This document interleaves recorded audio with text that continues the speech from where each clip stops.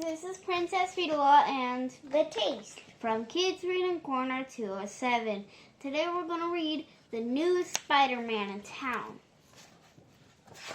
This story is written by Andy Schmidt, illustrated by Aurelio, Mazzara, and Petrigno. The new Spider-Man in town. Miles Morales is a student at Midtown High School in New York City. He's happy and he has a thirst for knowledge, especially science. He was a young boy just like any other, working hard and doing the right thing, but something soon happened that changed his life for good. While in chemistry class, Miles noticed that his good friend Peter Parker kept sneaking out of school. Miles grew suspicious, wondering if something was wrong with Peter, if he was okay. So one day, Miles followed Peter and watched as he snuck a mask from his bag, but it just wasn't any mask that Peter was sneaking. It was Spider-Man's mask. Miles couldn't believe it. When Peter was leaving school that afternoon, Miles called Peter. "Hey, Peter, where are you headed?" Peter awkwardly smiled back up and said, I've got an assignment for the Daily Bugle. Yeah, I've got to go." Miles didn't believe that either. He followed Peter to a giant lab. Inside the lab, Miles lost track of Peter, and he didn't notice the genetically altered spider slowly spinning a web and dropping down toward him. Yow! The spider bit Miles right on the hand. Miles knocked it off. He knew instantly that it was no ordinary spider bite. Instead of getting sick from the spider bite, Miles soon discovered that it gave him spider powers.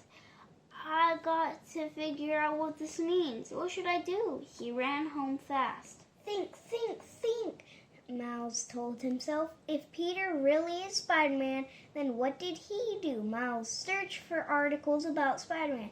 Okay, so you get powers, check, then what? You make a costume and go stop bad guys? That seems obvious.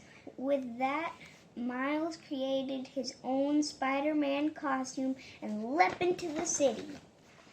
"I can run on walls," Miles yelled as he scaled the side of a building. He was enjoying discovering his powers, and climbing walls wasn't the only one. Miles soon discovered he had an amazing spider sense that warned him of danger. What the heck? Miles couldn't ignore the ringing in his brain. Then, when he noticed the burglars running behind him, in that instant he started off as fun became very scary.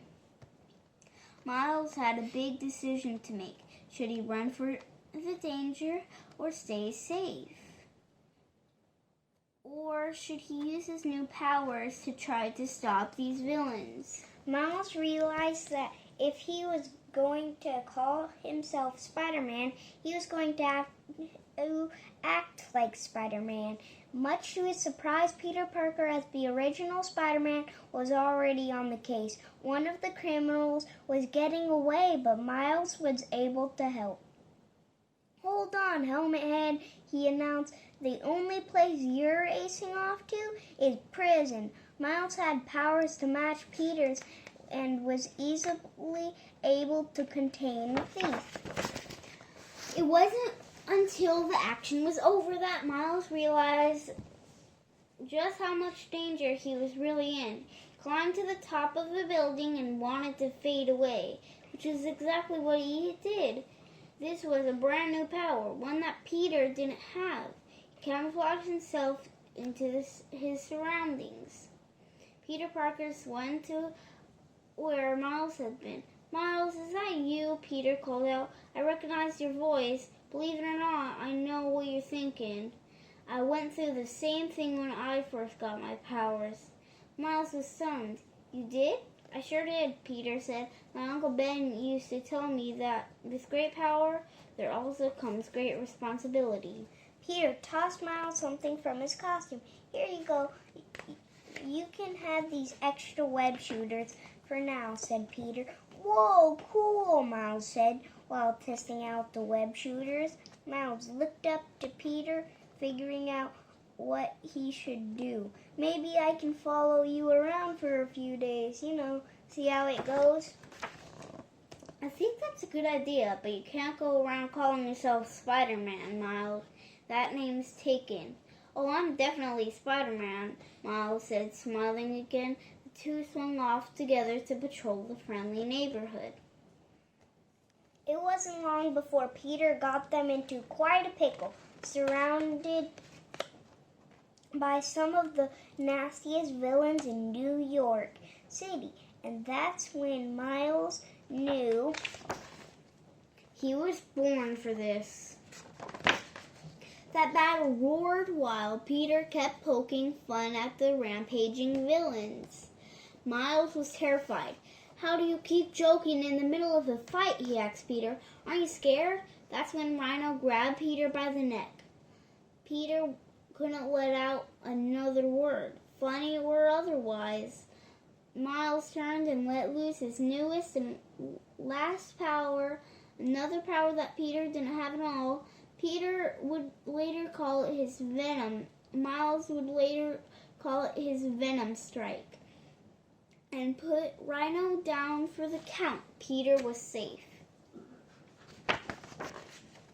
Miles and Peter wrapped the baddies up in maybe a little more than the usual amount of sticky stuff. Peter said, "Come on, if you're not going to change your name, you've got to learn how to crack jokes. It's part of the job. Give it a try."